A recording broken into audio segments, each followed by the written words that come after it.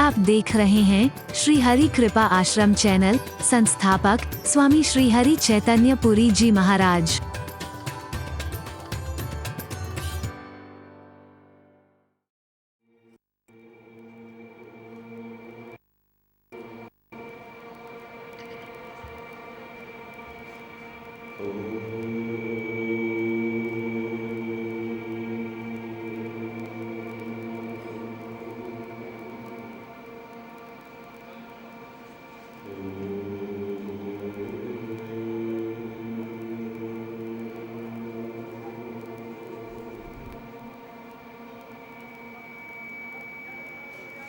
सर्वे भवन्तु सुखिनः, सर्वे सन्तु निरामयाः,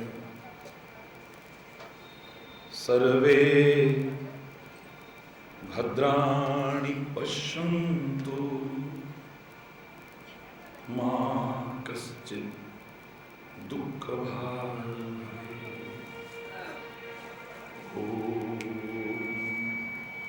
शांति शांति शांति।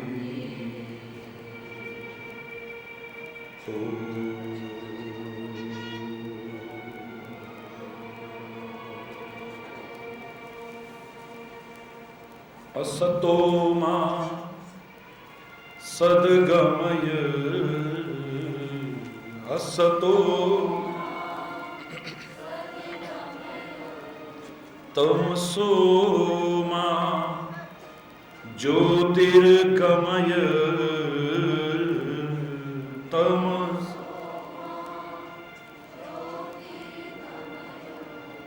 मृत्योर्मा अमृतं गमय, मृत्योर्मा अमृतं गमय।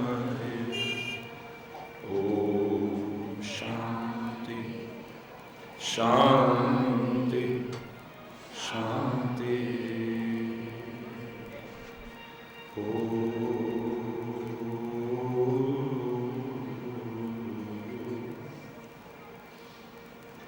हो यही सोई जो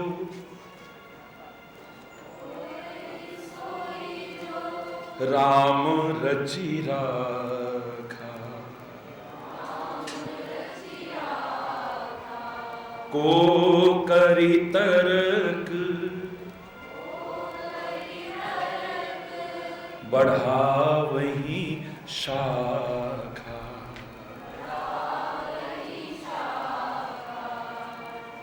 राम कीन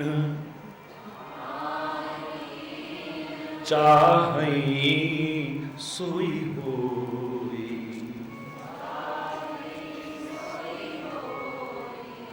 करे अन्यथा अस नहीं कोई। सारे मिलकर के बोलेंगे मेरे साथ।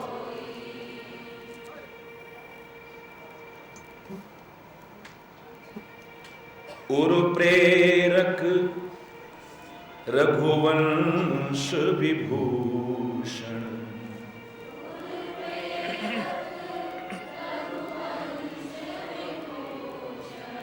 उमा दारु जोशित की नाई,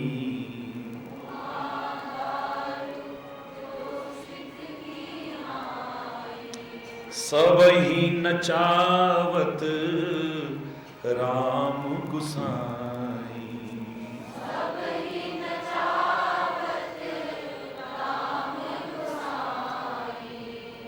मुद्दई लाख बुरा चाहे तो क्या होता है,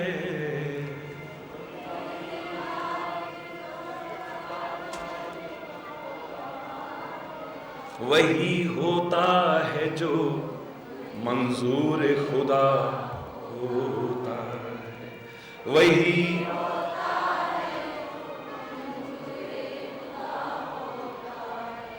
करे करावे आपे आप,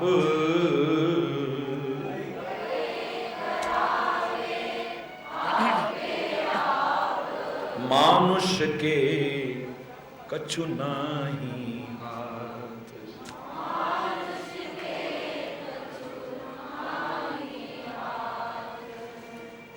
हर संत ने, हर महापुरुष ने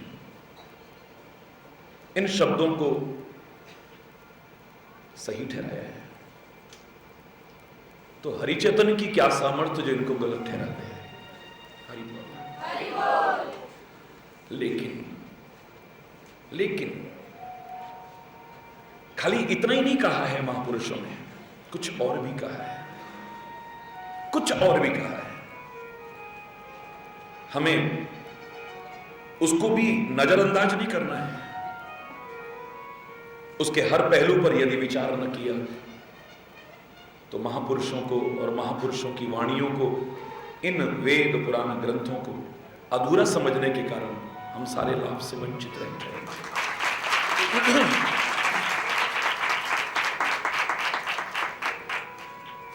ब्रज में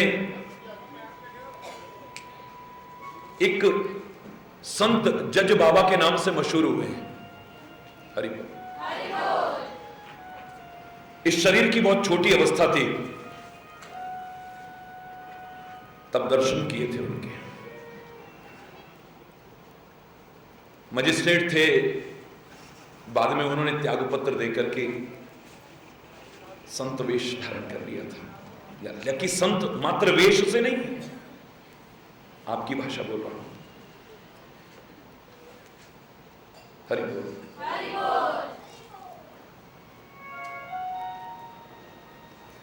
संयोग से मुझे एक जिज्ञासा हुई, मेरे से रहा नहीं गया, मैं पूछ बैठा एकांत मौका पाकर के, महाराज जी आप मजिस्ट्रेट थे, हालांकि लोगों ने राजपाट भी त्यागे हैं, लेकिन मैं आपसे पूछ रहा हूं, आपने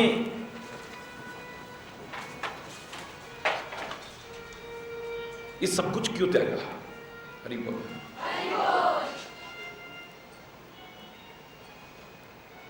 बोले बेटा प्रभु यही चाहते होंगे। हरि बोल। मन पूरी तरह से संतुष्ट नहीं हुआ उत्तर से, लेकिन विनम्रता पूर्वक मैंने फिर कहा, महाराज जी कोई घटना तो होगी जो एक माध्यम बनी हो खाली आपके मन में वैराग्य पैदा करने के लिए। हरि बोल। तो उन्होंने एक छोटी सी घटना सुनाई मुझे, इस प्रसंग से मिलती हुई है बचपन की वो घटना मुझे याद आ रही है। वो संत कहते हैं, बेटा मेरा रामायण से बहुत प्यार था, यहां तक कि न्याय करते हुए भी, उस कुर्सी पर बैठ करके भी मेरा ध्यान रामायण से हटता नहीं था। एक दिन, हरि बोल,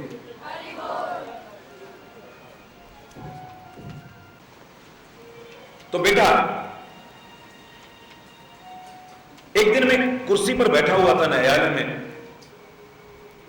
कटघरे में एक चोर आया।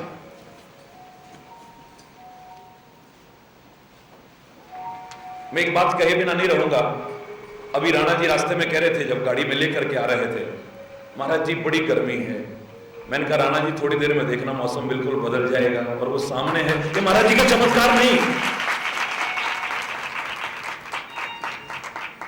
और हकीकत है आप लोगों का प्यार और श्रद्धा तो है ही, लेकिन ए राह ना रोक सकिया पहले, राह ना रोक सकिया पहले, राह ना खड़ा हो गया तो इसने रोक करके क्या बुला करके दिखा दिया है। अरे बहुत अच्छी बात है। परिवर्तन प्रकृति का नियम है, अति होती है तो इति भी होती है। अरे यही बात चल रही थी, मैंने कहा मौसम तो अभी थोड़ी देर में बदल जाएगा। तो कल भी मैं आपसे कह रहा था हम तैयारियां कर सकते हैं, अभी आंधी आ जाए, तूफान आ जाए, बारिश हो जाए, क्या कर लोगे? हरि बोल। हमारी मेहनत, उसकी कृपा, बड़ों के आशीर्वाद, संतों और गुरुओं का, ग्रंथों का मार्गदर्शन हमारे जीवन को कहां से कहां पहुंचा सकता है, सोच भी नहीं सकते। वो जज संत कहते हैं, मैं कुर्सी पर बैठा हुआ था, सामने चोर है। सरकारी वकील ने पूछा, तुमने चोरी की?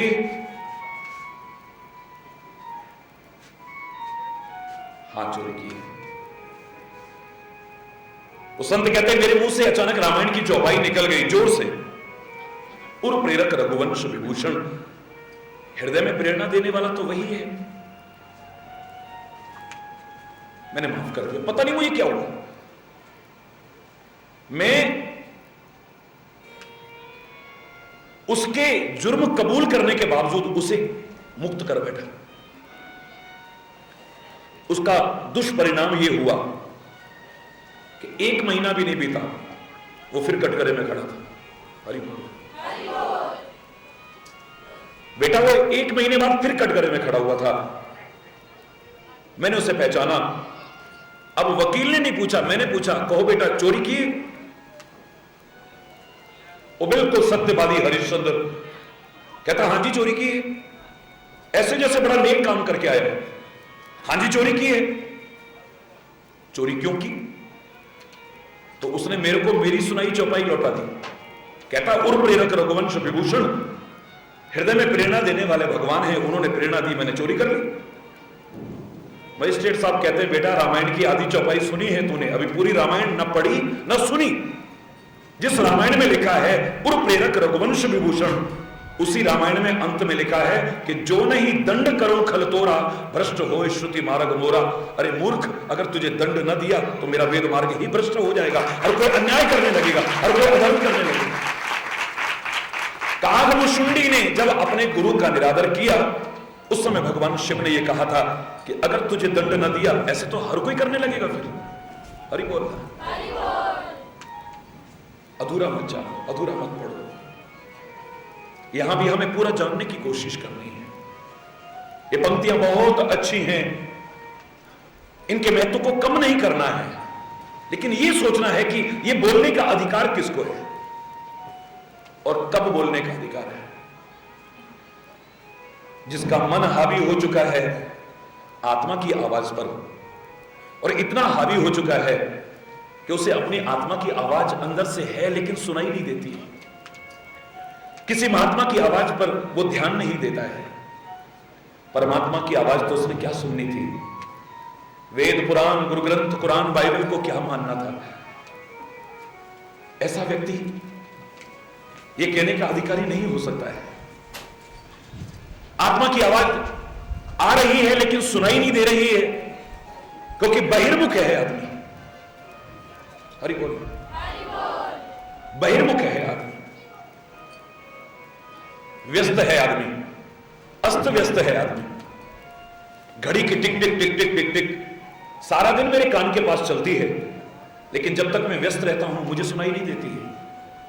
कभी शांत होकर के बैठूं, नीरव वातावरण हो, घड़ी की वही टिक टिक टिक टिक सारा दिन जो चलती थी मेरे कान के पास पर मुझे सुनाई नहीं देती थी, अब आराम से सुनाई देने लगेगी। ऐसी जब तक मैं व्यस्त हूं, जब तक अस्त व्यस्त हूं, जब तक बहिर्मुख हूं, आत्मा की आवाज अंदर से आ तो रही है लेकिन मुझे घड़ी की टिक टिक की तरह सुनाई नहीं देती। जब मैं शांत होकर के, निष्पक्ष होकर के अंतरात्मा की आवाज को सुनने की कोशिश करूंगा तो जो घड़ी की टिक टिक की तरह सारा दिन सुनाई नहीं देती थी, शांत होते ही आराम से सुनाई देने लग जाएगी। बताएगी मुझे कि तू कहां चल रहा है। ये मन तुम्हारे पर हावी हो चुका है। क्यों हो चुका है? क्योंकि तुम मन की हर बात मानने लगे हो। ये तुम्हें बुरे मार्ग पर भी ले जाने लगे तो तुम चलने में संकोच नहीं करते हो। मन बुरा नहीं था, लेकिन जीता हुआ मन परम मित्र है हमारा, और जो हमारे कंट्रोल में नहीं है वो तो दुनिया में इतना बड़ा शत्रु कोई हमारा नहीं जितना कि हमारा मन हमारा शत्रु हो जाता है। इन इंद्रियों को इन घोड़ों के साथ उपमा दी जाती है, मन को घोड़ों के साथ उपमा दी जाती है। घोड़े कंट्रोल में हो तो यात्रा निर्विघ्न पूर्ण हो सकती है, और यदि घोड़े कंट्रोल में न रहे तो कब खड्डे और खाई में गिरा देंगे कोई पता नहीं है, कहां लुढ़का देंगे कुछ कह नहीं सकते। जो नहीं माननी थी वो भी मन की बात मानते रहे। अब ये मन बड़ा हावी हो चुका है। संतों पर ये मन हावी क्यों नहीं होता है? महापुरुषों पर ये मन हावी क्यों नहीं होता है? दिव्य पुरुषों पर ये मन हावी क्यों नहीं हो पाता है? क्योंकि वो मन की हर इच्छा को पूरी नहीं करते हैं। उनका भी कभी मन करा हो सकता है किया हो कि कभी चाट खा लें, लेकिन ठेले पर खड़े होकर के चाट खाएंगे, अंदर से आवाज आई लोग क्या कहेंगे, बाबा होकर के चाट खा रहा है। हालांकि चाट खाने से वो बाबा ना रहे, हरि बोलना, लेकिन अंदर से एक आवाज आई लोग क्या कहेंगे। संत होकर के ठेले पर खड़ा होकर के चाट खा रहा है, चटोरापन, जीभ का स्वाद इसका गया नहीं। मन किया था लेकिन रोक गया, दूसरी बार किया इच्छा पूरी नहीं की, तीसरी बार किया इच्छा पूरी नहीं की। मैं चैलेंज करता हूं उसके बाद मन कभी कह भी जाए चाट के लिए, अब कह मन कहते, जब मन की वाजिब नावाजिब हर एक इच्छा को पूरी करने लगते हैं, ये मन हमारे ऊपर हावी हो जाता है। पूरे भारत की पदयात्रा में हम चल रहे थे, एक जगह पर 4-5 मंजिल का टूटा हुआ सा खंडर, ऊपर कई छोटी सी कोठरी। उन दिनों में 10 रुपए महीने पर एक महिला किराए पर रहती थी। जवान में साथ में एक बच्चा था, घरों में बर्तन मांजती थी, झाड़ू पोंछा करती थी, खाने लायक जैसे तैसे जुगाड़ करती थी, और अपने बच्चे को, अनाथ बच्चे को पाल भी रही थी। हम जब निकल रहे थे तो वो बच्चा जिसके बारे में मैं चर्चा कर रहा हूं, वो 5वीं मंजिल पर खड़ा होकर के आवाज लगा रहा था कि मां 500 रुपए दे दे वरना मैं यहां से छलांग लगा दूंगा। हरि बोल, जोर से बोलो। 1981-82 की बात होगी, 1981-82 की बात होगी।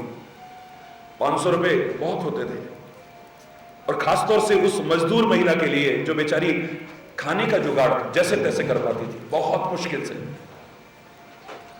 मजमा इकट्ठा था, वो चिल्ला रही थी हाय मेरे बच्चे को कोई बचा लो, हाय मेरे बच्चे को कोई बचा लो, मेरा इकलौता बच्चा अगर कूद गया तो इसके प्राण चले जाएंगे, प्राण ना भी गए तो हाथ पैर टूट जाएंगे, हाय मेरा क्या होगा, हाय मेरा क्या होगा, हाय मेरा क्या होगा। निकल रहे थे हम, आवाज सुनी, मन नहीं माना, रुक गए वहां पर। मैंने कहा मां क्या हुआ? प्रणाम किया उस मां ने और कहने लगी महाराज जी ये मेरा इकलौता बेटा है, मेरा जिगर का टुकड़ा है, ये कहता है 500 रुपए दे दो वरना मैं छलांग लगा दूंगा। महाराज जी इसको कुछ हो गया तो मैं तो कहीं की नहीं, लेकिन 500 रुपए मैं दे नहीं सकती हूं, मेरे को कोई कर्जा भी नहीं दे सकता है, भीख भी मांगू तो 500 रुपए इकट्ठे नहीं हो सकते हैं, क्या करूं महाराज जी, हाय मेरा बेटा, हाय मेरा बेटा, हाय मेरा बेटा। मैंने यूं ही पूछ लिया, मैंने कहा माता जी तुम्हारे बच्चे ने पहले भी कभी डिमांड की थी? बोले हाँ महाराज जी, सबसे पहले इसने एक बार कहा था 2 रुपए दे दो नहीं तो मैं छलांग लगा दूंगा। मेरे पास 2 रुपए थे, मैंने दे दिए, इसने मेरी कमजोरी भाप ली। फिर इसने कहा 5 रुपए दो वरना छलांग लगा दूंगा। मैंने कहा हाथ पैर टूट गए तो इलाज में कितना पैसा खर्च हो जाएगा, इसको 5 रुपए दे दिए। इसको गंदी आदतें लग गई महाराज जी, मैं झाड़ू पोछा करती हूं, बर्तन मांजती हूं, तब जाकर के 2 पैसे कमाती हूं। एक दिन इसने 10 रुपए मांगे, मेरे पास नहीं थे, लेकिन जिनके यहां काम करती थी उनसे मैंने मांग लिए, उन्होंने 10 रुपए दिए, मैंने इसकी मांग पूरी कर दी। महाराज जी मैं इसकी मांग पूरी करती चली गई, इसकी मांग बढ़ती गई, ये मेरे को रोज जलाता रहा, अब मांग यहां तक पहुंच चुकी है कि मैं इसे पूरी करने में कभी भी सफल नहीं हो पाऊंगी। महाराज जी मेरे बेटे को कुछ हो गया ना, महाराज जी मेरे बेटे को कुछ हो गया ना, महाराज जी मेरे बेटे को कुछ हो गया ना तो मैं भी जिंदा नहीं रहूंगी। मैंने कहा मां तू घबरा मत, तेरे बेटे को कुछ नहीं होने वाला है, संगत बहुत चल रही थी साथ में। मैंने कहा भैया निकालो 1000 रुपए निकालो। समझ गया मैं सारा रहस्य। मैंने कहा 1000 रुपए निकालो। 1000 रुपए ऐसे पकड़े मैंने और मैंने ऐसे आवाज लगाई जोर से। मैंने कहा बेटे 500 नहीं 1000 रुपए दूंगा, तू ऊपर से छलांग लगा दे। 1000 रुपए में तू छलांग लगा दे ऊपर से। हरि बोल। वो पता क्या कहता है, मैं तुमसे थोड़ी कह रहा हूं, मैं तो अपनी मम्मी से कह रहा हूं। आप चुप हो जाओ, मम्मी 500 रुपए दे दे। मैंने कहा 500 नहीं 1000 रुपए दूंगा बेटा, छलांग लगाओ ना। इतना मुझे भरोसा था ईश्वर की कृपा से कि इस लायक ये बाजू हैं, अगर ये कूद भी पड़ा तो उन्हें संभाल सकता हूं। इस पर वो नहीं आने थी अगर ये कूद भी गया, पर अंदर भरोसा था कि कूदने वाला नहीं है, ये खाली डरा रहा है। लेकिन डराएगा भी किसको? जो डरती है। डराएगा भी किसको? जो उसकी मांग मानती रहती है। आज एक मांग पूरी करोगे, कल दूसरी मांग पूरी करोगे, कल तीसरी मांग। सुरसा की तरह मुंह फैलाता जाएगा मन। एक दिन तुम इन मांग की पूरी कर भी नहीं पाओगे। ये मन तुम्हारे ऊपर हावी हो जाएगा। संतों पर हावी क्यों नहीं होता है? महापुरुषों पर हावी क्यों नहीं होता है? क्योंकि वो इसकी हर डिमांड को पूरा, जोर से बोलो, वो आत्मा की आवाज को सुनते हैं, महात्मा की आवाज को सुनते हैं, परमात्मा की आवाज को सुनते हैं, वेद पुराणों की आवाज को सुनते हैं, गुरु ग्रंथ की आवाज को सुनते हैं, कुरान और बाइबल की आवाज को सुनते हैं, अपनी अंतरात्मा की आवाज को सुनते हैं और उस पर चलने की कोशिश करते हैं और उस पर चलते हैं। इसलिए वो कहने के अधिकारी हो सकते हैं कि जो करता है, जो कराता है, परमात्मा करता है, परमात्मा कराता है। उसकी मर्जी के बिना पत्ता भी नहीं हिल सकता है। मन मर्जी का जो जीवन जी रहा है, मन मर्जी का जो जीवन जी रहा हो, उसे ये कहने का अधिकार नहीं है। मेरे प्यारे बच्चों, मेरे प्यारे भाइयों, मेरी प्यारी बहन, उसे ये कहने का हरगिज भी अधिकार नहीं है। और बिल्कुल ठीक कहा था कल कि प्रश्न उठता है, अगर उसकी मर्जी से सब कुछ हो रहा है तो चोर कहेगा चोरी में उसकी मर्जी से कर रहा हूं, डकैत कहेगा डकैती उसकी मर्जी से कर रहा हूं, कुकर्मी कुकर्म को उस पर थोपेगा, अधर्मी अधर्म को उस पर थोपेगा, रिश्वतखोर अपनी रिश्वत को उस पर थोपेगा। फिर ये अच्छे बुरे कहां से आ गए? संत और दुर्जन कहां से आ गए? पाप और पुण्य कहां से आ गए? ये स्वर्ग और नरक कहां से आ गए? ये सजा का प्रावधान कहां से आ गया? ये सारा का सारा रहेगा ही नहीं। नहीं, तुम अपने कर्मों के जिम्मेदार हो। अगर तुम अपनी मन मर्जी के अनुसार जीवन जीते हो, तो अगर अपने मन की बात मानते हो, आत्मा, महात्मा, परमात्मा या ग्रंथों की बात नहीं मानते हो, उसके अनुसार नहीं चलते हो, तो तुम्हें अपने कर्मों का फल अवश्य ही भोगना पड़ेगा, चाहे अच्छे करो या बुरे करो। कर्म चाहे अच्छे करो चाहे बुरे करो, अब के हो या पहले के हो, जानबूझ के करो या अनजाने में हो जाए, अपने कर्मों का फल तुम्हें अवश्य ही सुख और दुख के रूप में भोगना पड़ेगा। बच नहीं सकते हो, देर लग सकती है, लेकिन कर्मों का फल अवश्य भोगना पड़ेगा। या तो तुम ज्ञान मार्ग पर चलते हुए बिल्कुल अकर्ता बन जाते, कर्तापन के अहंकार से रहित हो जाते, जबान से नहीं खाली हृदय से परमात्मा का नाम लेते, अपने कर्म का पालन करते, तुमसे कोई बुरा कर्म ना होता, तुम परमात्मा का नाम लेकर के काम करते, परमात्मा का काम समझ करके काम करते और परमात्मा को ही अर्पित करते हुए काम करते, तुम पाप पुण्य से बच जाते, अच्छे बुरे से बच जाते, नरक और स्वर्ग से बच जाते। तुम उसके बंधन में न बनते, क्योंकि तुम कहते हो मैंने किया है, मैं कहते ही तुम कर्म बंधन में बंध जाते हो। जहां तुम्हारे अंदर अहंकार आता है कर्तापन का, होमे आती है कर्तापन की, उसके बंधन में तुम बंध जाते हो। जैसे मैंने कल आपसे कहा, सब्जी मैंने बनाई, मैंने कहते ही तुम बंध गए हो। इस सब्जी के बनाने वाली मैं हूं, बड़ाई होगी तो उसकी होगी, आलोचना होगी तो उसकी होगी। ये सामान लाने वाला मैं हूं, अच्छाई होगी तो उसकी होगी, बुराई होगी तो बंध गया है, मैं कहते ही बंध गया। चाहे हजारों लोग बैठे हैं, लेकिन जिसने कहा मैंने किया है वो बंध गया है। इस मैंपन को खत्म करने के लिए ही ज्ञान मार्ग ने बताया था कि तू आत्मा है, ये जो कुछ कर रहा है ये शरीर कर रहा है, इंद्रियां कर रही हैं, मन बुद्धि चित्त अहंकार कर रहे हैं, तू इन सब से परे है, तू निर्लिप्त है, तू दृष्टा है, करता नहीं है। इस ज्ञान का दुरुपयोग तो किया, काश अच्छी तरह से आत्म तत्व को पहचान जाते, अकर्तापन का एहसास ले आते, तब भी तुम पाप पुण्य से बच जाते, अच्छे बुरे से बच जाते, स्वर्ग नरक से बच जाते, साधु और दुष्ट से बच जाते। कोई कर्म का बंधन तुम्हें बांध ना पाता था। भक्ति मार्ग पर चलते तो ना बंध पाते, ज्ञान मार्ग पर चलते तो ना बंध पाते। लेकिन न ज्ञान मार्ग पर ठीक से चले, न भक्ति मार्ग पर ठीक से चले। हम तो अपने मन माने मार्ग पर चले, मन मौजी होकर के चले, हमारे मन को जो अच्छा लगा। आत्मा ने आवाज दी होगी पांडवों को कि तुम जुआ मत खेलो, गलत कर रहे हो। लेकिन मन कह रहा है कि अब आप क्या पता जीत जाएं, क्या पता जीत जाएं, क्या पता जीत जाएं। दूसरा दाव लगाया तो फिर अंदर से आवाज आई होगी ये गलत कर रहे हो, सब कुछ बर्बाद हो जाएगा, क्या पता इस बार जीत जाए। तीसरा दाव लगाया, फिर अंदर से आवाज आई होगी ये गलत कर रहे हो, अरे क्या बचा है अब तुम्हारे पास, सब कुछ तो बर्बाद हो गया, क्या पता इस बार जीत जाए।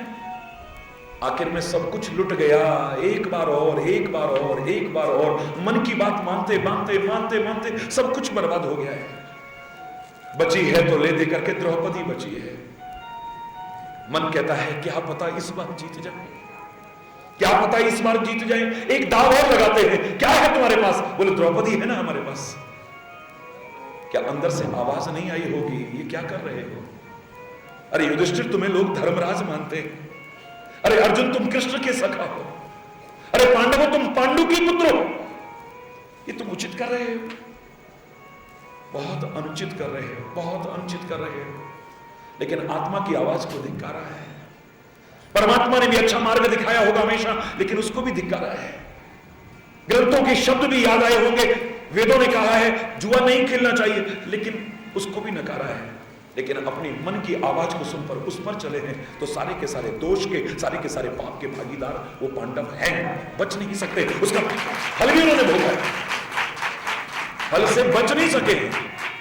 परमात्मा का नाम सारे दुखों को दूर करने में समर्थ है, लेकिन परमात्मा का नाम तो क्या, या तो परमात्मा साथ में है, अंग संग है उनके, साक्षात रूप में संग में है, लेकिन फिर भी संग्राम, फिर भी कष्ट, फिर भी विपत्तियां।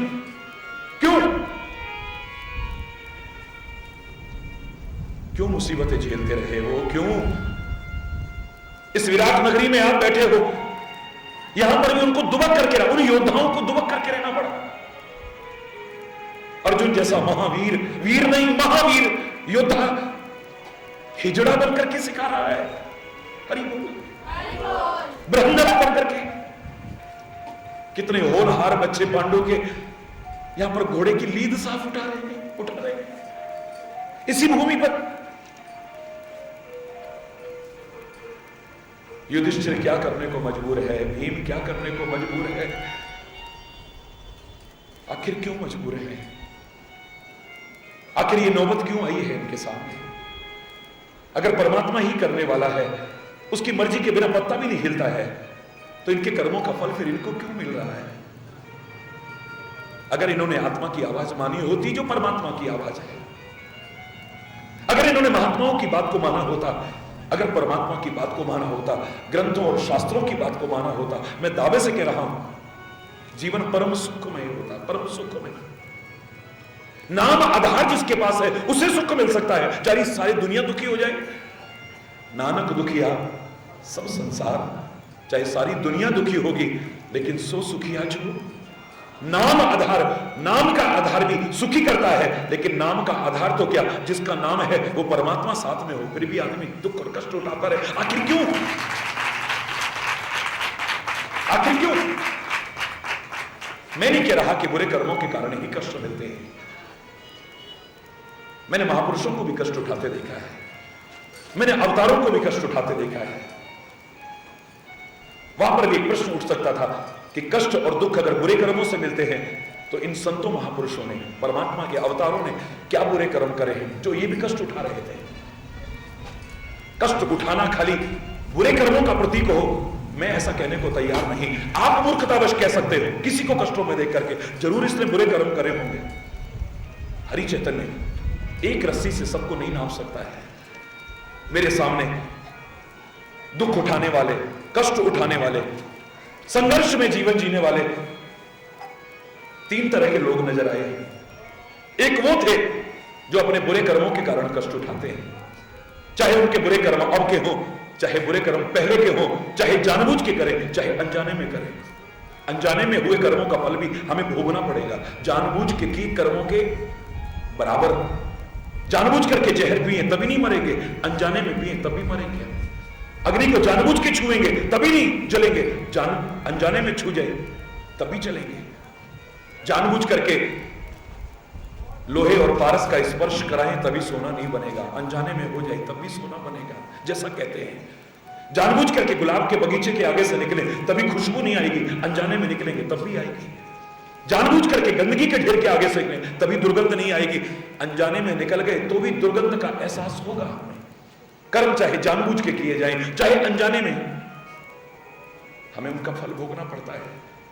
एक को कष्टों में देखा, देख करके निष्कर्ष निकला कि इसने जरूर कोई बुरे कर्म किए हैं, उसी के कारण कष्ट मिल रहे हैं, वरना परमात्मा किसी को दुख नहीं देते।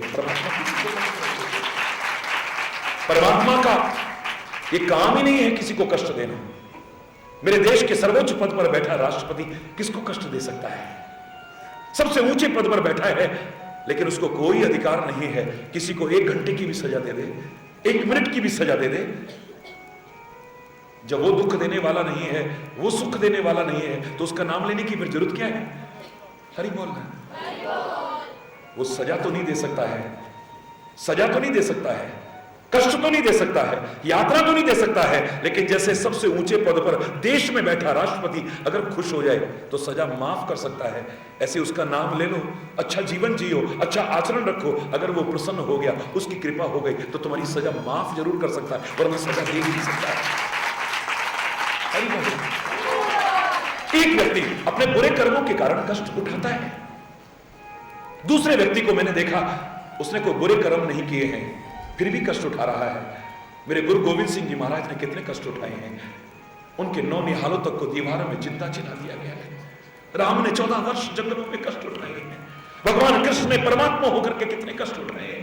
गुरु नानक देव के जीवन को देखो कितने कष्ट उठाए हैं, गुरु तेग बहादुर के जीवन को देखो, गुरु अर्जुन देव के जीवन को देखो, महावीर स्वामी के जीवन को देखो, चैतन्य महाप्रभु के जीवन को देखो, महात्मा बुद्ध के जीवन को देखो, जगत गुरु आद्य शंकराचार्य के जीवन को देखो, ईसा मसीह के जीवन को देखो, बड़े बड़े महापुरुषों के, बड़े बड़े अवतारों के जीवन को भी देखो, कैसे कैसे कष्ट उठाए हैं। क्या इन्होंने बुरे कर्म किए? इन्होंने बुरे कर्म नहीं किए तो कष्ट क्यों उठा रहे थे? हम अपने बुरे कर्मों के कारण कष्ट उठाते हैं, लेकिन ये दूसरों को सुख पहुंचाए इसके लिए कष्ट उठाते हैं। दूसरों को कष्ट दूसरों के कष्ट दूर हो सके, दूसरों के गमों को हम ले सके, दूसरों को खुशियां लुटा सके, कष्ट पाकर के भी। मेरे भगत सिंह ने कौन सा अपराध किया है जिसके कारण फांसी की सजा हो रही है? उसने कोई चोरी नहीं की है, कोई बलात्कार नहीं किया है, कोई हिंसा नहीं की है। उसका कसूर इतना है कि वो अपने वतन से प्यार करता है। राम प्रसाद बिस्मिल ने कौन से गुनाह किए हैं? उधम सिंह ने कौन से गुनाह किए हैं? चंद्रशेखर आजाद ने कौन से बुरे कर्म किए हैं? महात्मा गांधी ने कौन से बुरे कर्म किए हैं जिनके कारण उनको कष्ट उठाने पड़े?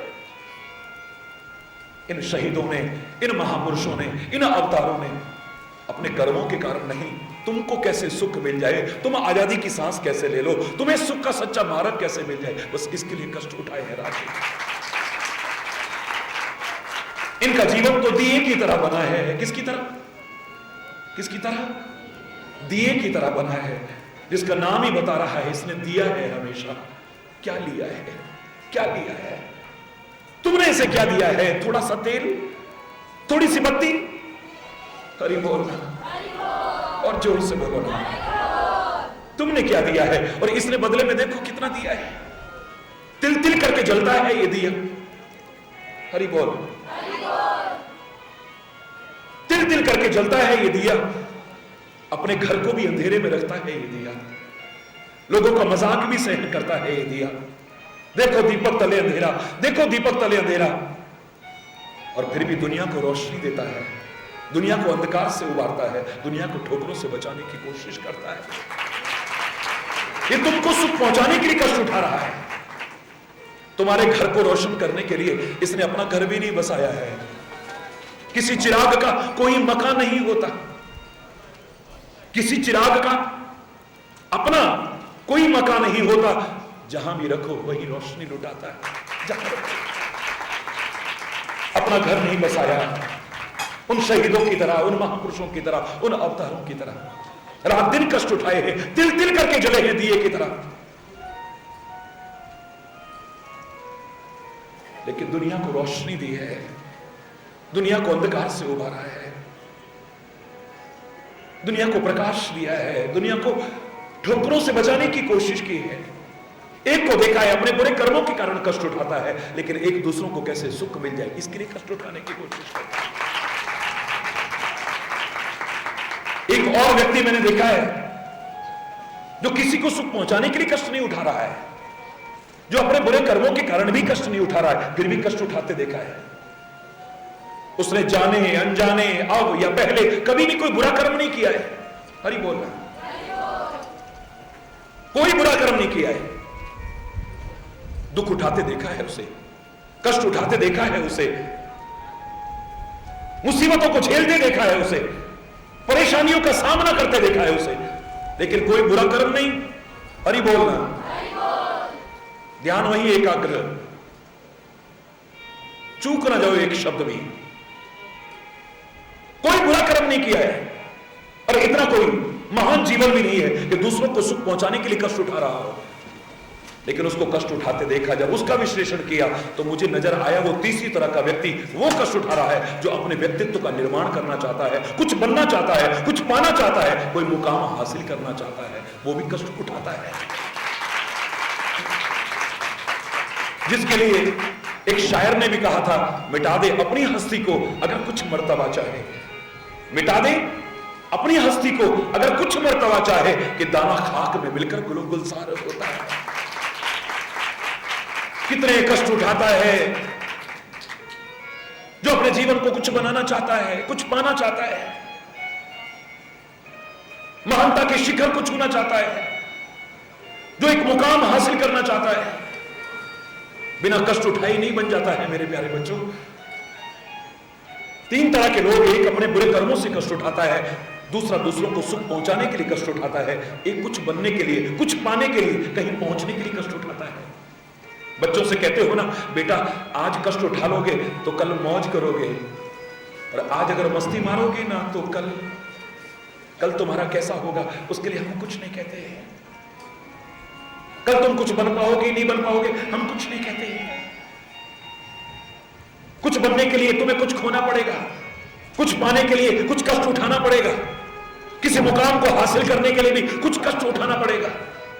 जो कुछ बने हैं, जिन्होंने कुछ पाया है, कहीं पहुंचे हैं, उनके जीवन को उठा करके देखो उन्होंने कितने कष्ट उठाए हैं।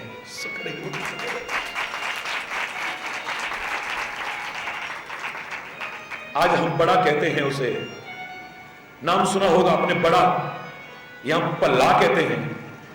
की कहते हैं पंजाब में पल्ला भी कहते हैं, बड़ा भी कहते हैं। पूरे भारतवर्ष में वो बड़ा बनता है। भला भी बन सकता है आदमी, बहुत भला बन सकता है, लेकिन यूं ही नहीं बनेगा। उड़द की दाल के 2 टुकड़े करे जाते हैं पहले। हरि बोल। उड़द की दाल के 2 टुकड़े किए जाते हैं पहले, दला जाता है उसे, पानी में गलाया जाता है उसे, उसकी खाल उतारी जाती है, छिलका उतारा जाता है पहले, फिर पीसा जाता है उसे। इतने पर सब्र नहीं आया, छोटे छोटे टुकड़े करते हैं हम उसके। इतने पर सब्र नहीं आया, खौलते हुए तेल में डालते हैं, गरम गरम तेल की कढ़ाई में डालते हैं उसे।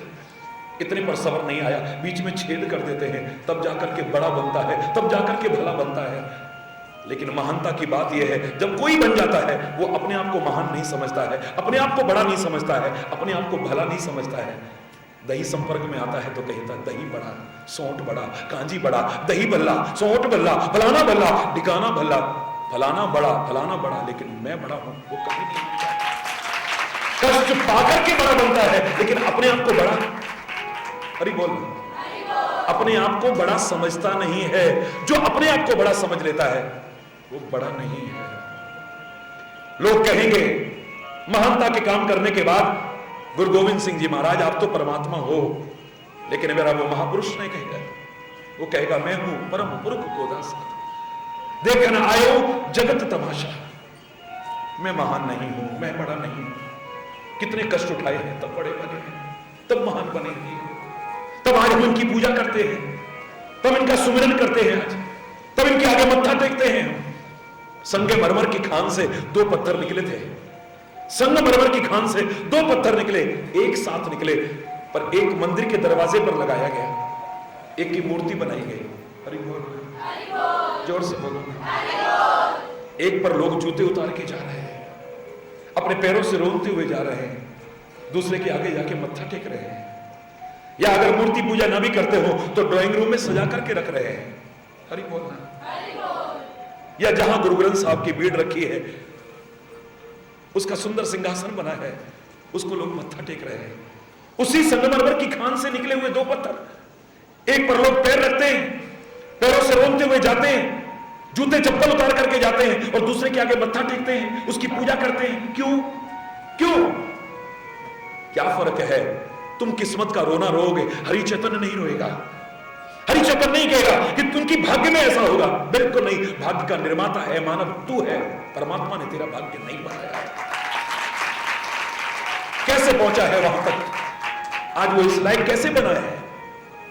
छेनी और हथौड़ी की जितनी चोटें उस मूर्ति ने सहन की हैं, या उस सिंहासन ने सहन की हैं, दरवाजे पर लगे हुए पत्थर ने उतनी सहन नहीं की हैं। कष्ट बना करके आज पूजा के लायक बना है, वरना वो भी इस लायक नहीं बन सकता। कितने कष्ट उठाए हैं, तब आज लोग मत्था टेकते हैं उसके आगे, तब उसकी पूजा कर रहे हैं लोग। कष्ट पा करके बनता है। एक व्यक्ति अपने बुरे कर्मों से कष्ट उठाता है, एक दूसरों को सुख पहुंचाने के लिए कष्ट उठाता है, एक अपने जीवन में कुछ बनने के लिए कष्ट उठाता है। किसी को कष्टों में देख करके एकदम से ये निर्णय मत दे देना कि फलाने व्यक्ति ने जरूर बुरे कर्म किए होंगे तभी इतने कष्ट झेल रहा है। मैंने उदाहरण दिया है आपको, मेरे शहीदों ने कितने कष्ट झेले हैं, मेरे महापुरुषों ने, मेरे गुरुओं ने, मेरे अवतारों ने कितने कष्ट झेले हैं। हरि बोल, जोर से बोलो।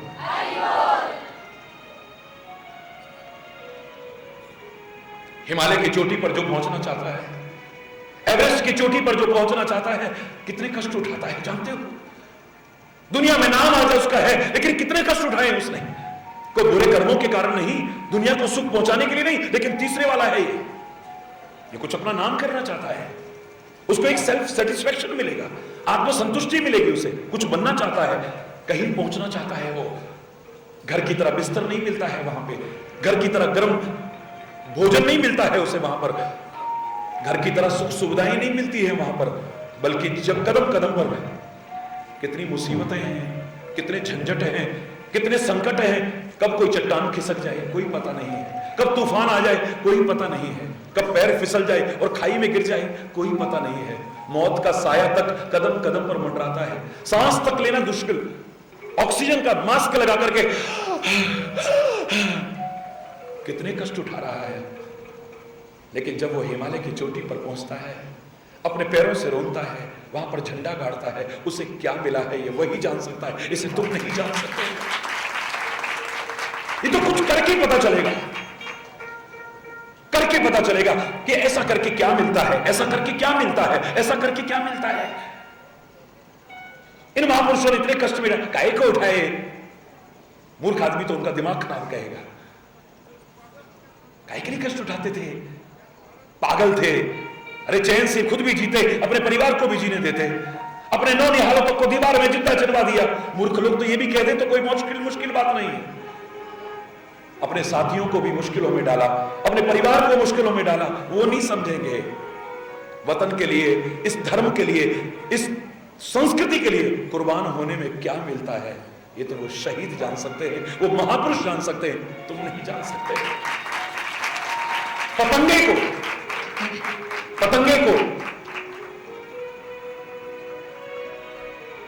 दीपक की लौ पर कुर्बान होने में क्या मिलता है। क्षमा पर मंडराते मंडराते वो परवाना पतंगा अपनी जान तक दे देता है, उस पर कुर्बान होने में क्या मिलता है ये पतंगा जान सकता है, ये तुम नहीं जान सकते। कमल की खुशबू में क्या मिलता है, कमल की खुशबू में क्या मिलता है ये तो भौरा जान सकता है। हरि बोल, ये भौरा जान सकता है। लकड़ी की अंदर छेद करने की हिम्मत है उसमें, लकड़ी के अंदर छेद करने की सामर्थ्य है भौरे में, लेकिन कमल की खुशबू में मगन है, मुग्ध है, वो मस्त हो जाता है। खुशबू लेते लेते उसे पता ही नहीं चलता कब शाम हुई, पंखुड़ियां बंद हो गई, कोमल पंखुड़ियों को काट नहीं पाता कमल की, उसी में कैद होकर के जान तक कुर्बान करता है। उस खुशबू पर जान कुर्बान करने में क्या मिलता है, ये भौरा जान सकता है, ये तुम नहीं जान सकते। दूसरों के लिए अपनी जान तक कुर्बान करने में क्या मिलता है, कष्ट उठाने में क्या मिलता है, ये जिन्होंने किया है वो जान सकते हैं, तुम नहीं जान सकते। भगवान का नाम लेके क्या मिलेगा, ये प्रश्न होता है। क्या मिलेगा ये तो लेने वाला जान सकता है। तू लेके देख, तब तेरे को पता चलेगा कि इसमें क्या मिलता है। जो नहीं लेता वो नहीं जान सकता है। सत्संग में आकर के क्या मिलता है, ये आकर के अपने जीवन को संवारने वाला जानता है। तो बुरा संग करने वाला क्या पहचानेगा, तेरा तो वहां पर मन भी नहीं लगेगा। 2 मिनट भी, हाय कदों खत्म होएगा, हाय कदों खत्म होएगा, कड़ी वाले निगाह जाएगी। लेकिन जिसकी लगन है, सारी रात भी निकल जाए उसे होश नहीं रहेगा कि कहां पर है, क्या मिलता है, ये वो जान सकता है, तू नहीं जान सकता है। हरि बोल, इसमें क्या मिलता है ये तो जो करेगा वही जान सकता है। हरि बोल। लेकिन मैं इतना जरूर कहूंगा कि तुम मन माना जीवन मत जियो, मन मौजी मत बनो। मन को जो अच्छा लगे वही करने की कोशिश मत करो, या तो मन को सही दिशा दे दो, क्योंकि मन बाधक भी है, साधक भी है। मैं मन मारने को नहीं कह रहा हूं। बहुत से लोग कहते हैं मन मारो सुरती डांटो, कर बैठे बनो फकीर जी। हरि बोलना। मन मारो सुरती डांटो, कर बने मन मारो। अरे हवा को मारने लगोगे तुम्हें कोई पागल कहेगा, मूर्ख कहेगा। हवा को मारोगे तुम्हें कोई पागल कहेगा। हवा को मार रहे हो, तुम्हारे मारने से हवा मरेगी? हरि बोलना, मरेगी वो। पानी तो दिख रहा है, पानी में भी डंडा मारोगे तुम्हें लोग बेवकूफ कहेंगे, क्योंकि पानी को तुम मार ही नहीं सकते हो। जैसे मारोगे तुम्हें लगेगा अलग हुआ, फिर इकट्ठा हो जाएगा। पानी को मारने पर तुम्हें लोग बेवकूफ कहेंगे, हवा को मारने पर तो तुम्हें और भी बेवकूफ कहेंगे। ये मन तो दिखता भी नहीं है। किसी सर्जन से पूछो, तूने इतने ऑपरेशन किए अपने जीवन में, बॉडी का हर पार्ट देखा होगा, शरीर का हर अंग देखा होगा, तूने मन कभी देखा है? हरि बोल। मन देखा है? अरे हवा से भी सूक्ष्म है ये। हवा इतनी जल्दी यहां से वहां तक नहीं पहुंच सकती है। ये यहां बैठा बैठा कब लंदन पहुंच जाए, कब अमेरिका पहुंच जाए, कब अंतरिक्ष में भी पहुंच जाए, कोई पता नहीं ये कहां पहुंचा। हरि बोल। इतना सूक्ष्म।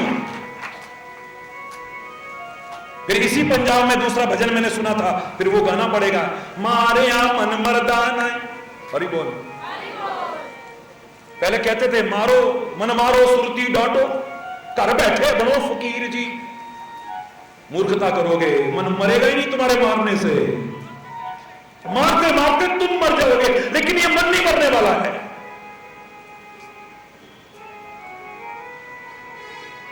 बस मन को सही दिशा देनी है और कुछ भी नहीं करना है। बिल्कुल उस सिद्धांत का पालन करना है जो बुल्ले शाह को उसके गुरुजी ने बताया था। ओ बुल्लिया, रब दा की पाना, इत्थों पुटना ते उत्थे लाना। ये मन जो तुम्हारा उधर लगा है, बस इधर लगाना है और कुछ नहीं करना है। शरीर को संसार की सेवा में लगाओ, अपने कर्तव्यों के पालन में लगाओ, लेकिन मन जो गलत मार्ग पर चल रहा है, इसे सही दिशा में ले आओ, तुम्हारा जीवन संवर जाएगा। बस मन को मारना नहीं है, इसे सही दिशा देनी है। बस हरि बोल। बस इत्थों पुटना इत्थे लाना, बस यही करना है और कुछ नहीं करना है। बाकी इतना मैं जरूर कह सकता हूं, काम तो तुम्हें करना पड़ेगा, परिश्रम तुम्हें करना पड़ेगा, कर्म तुम्हें करना पड़ेगा, लेकिन अगर उसे तुम अपना किया समझे हुए अभिमान करोगे तो उसका फल भी तुम्हें भोगना पड़ेगा, उससे बच नहीं सकते। दोनों पहलू हैं। तुम कर्म किए बिना नहीं रह सकते हो और रहना भी नहीं चाहिए। कर्तव्य का पालन तुम्हें करना है, अपनी ड्यूटियों का पालन तुम्हें करना है, लेकिन जब कर लो ठीक से तो उस समय यह मत कहना कि मैंने किया है। कोई काम मैंने शुरू किया, नेक काम, जब पूरा हो जाए तो यह मत कहना मेरे टाइम में हुआ, मैंने किया है। अरे मैंने इतनी भागदौड़ करी, मैंने किस किस के आगे जाके झोली फैलाई, मैंने इतना इकट्ठा करा, मैंने तब ये बनाया, मैंने तब वो बनाया। तू कुछ नहीं बना सकता है। तब ये याद करना, करे करावे, बोलो आप पे मानुष के, उस समय याद करना इन शब्दों को। राम कीन चाहे सोई होई, करे अन्यथा। ये अगर वो ना कराता, दुनिया में कितने लोग हैं, कितनों के पास शक्ति है, कितनों के पास सामर्थ्य है, कितनों के पास साधन है, लेकिन कितने लोग नेक काम कर पाते हैं। ये जो हुआ है ये तेरी कृपा से हुआ है, वरना मैं नहीं कर सकता। औरों की तरह मैं वेंकट हॉल बना सकता था, पिक्चर हॉल बना सकता था, लेकिन राहगीरों के लिए धर्मशाला नहीं बना सकता था। हरि बोल। मैं पार्टी पर खर्च कर सकता था, शराबों पर खर्च कर सकता था, नाच गानों पर खर्च कर सकता था, दुनिया भर के गंदे अश्लील भूड़ प्रोग्रामों पर खर्च कर सकता था, लेकिन धार्मिक कार्यक्रमों पर, ऐ परमात्मा कितनों को तूने साधन दिए। लोग दुरुपयोग कर रहे होंगे, सदुपयोग करना तो बहुत दूर की बात है, लेकिन अगर सदुपयोग हुआ है ये तेरी कृपा है। अगर तू प्रेरणा नहीं देता मैं ऐसा नेक काम नहीं कर सकता था। उस समय याद करना है। किसी गरीब को भोजन कराओ, उस समय अहंकार ना आ जाए कि मैंने खिलाया, भूखा मर जाता। वरना कोई गरीब बच्चा नहीं पढ़ रहा है, परमात्मा ने तुम्हें सामर्थ्य दी है, उसकी मदद करते हो और वो पढ़ के कुछ बन जाता है। देखा उस समय हमने मदद न की होती, आज ये यहां तक ना पहुंचता। तब ये मत कह उठना, इसके लिए बने हैं ये शब्द। ना भाई ना, मेरा आपकी कृपा से सब काम हो रहा है, मेरा आपकी कृपा से सब काम हो रहा है। करते हो तुम कन्हैया, मेरा नाम हो रहा है, मेरा आपकी कृपा से सब काम हो रहा है। करते हो तुम कन्हैया, मेरा नाम, करते हो तुम कन्हैया, मेरा नाम, आपकी कृपा से पतवार के बिना ही मेरी नाव चल रही है।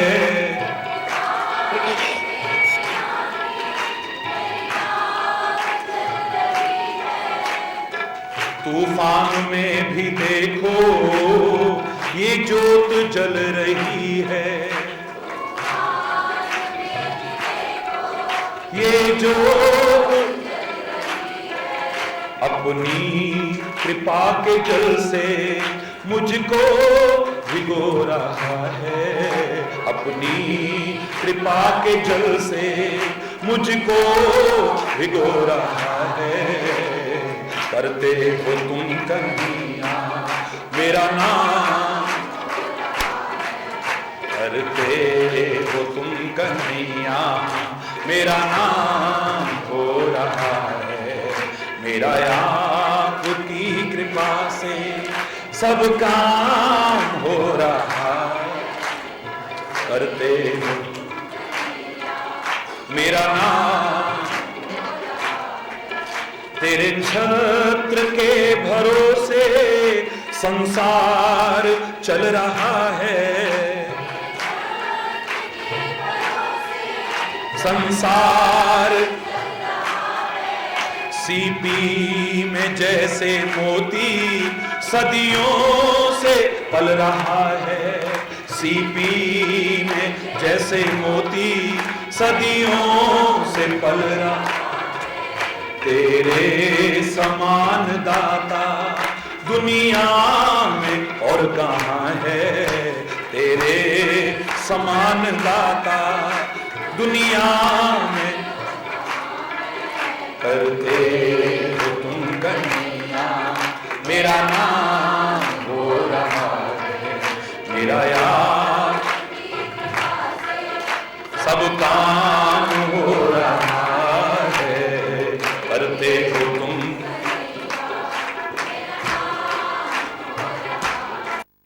करते हो तुम कन्हैया, मेरी जिंदगी में तू है, मेरे पास क्या कमी है। सारे बोल।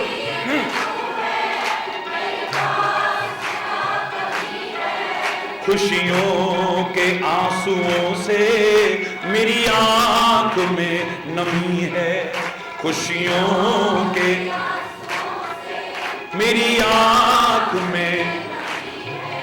है भक्त हरि के होते बेकार रो रहा है भक्त बेकार रो रहा है। करते हो तुम कन्हैया, मेरा नाम हो रहा है। करते हो तुम कन्हैया, मेरा नाम,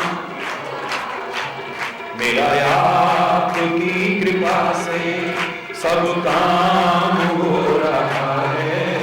करते हो तुम कन्हैया, मेरा नाम, मेरा नाम, मेरा नाम हो रहा है।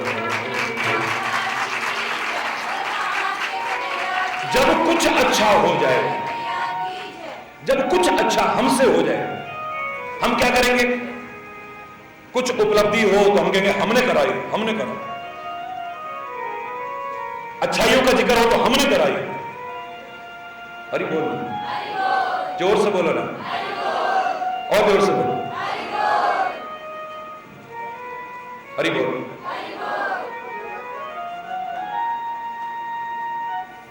हरि बोल, हरि बोल,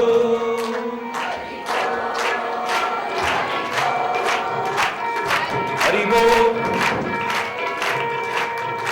हरि बोल, बोल हरि बोल, हरि बोल, हरि बोल, हरि बोल।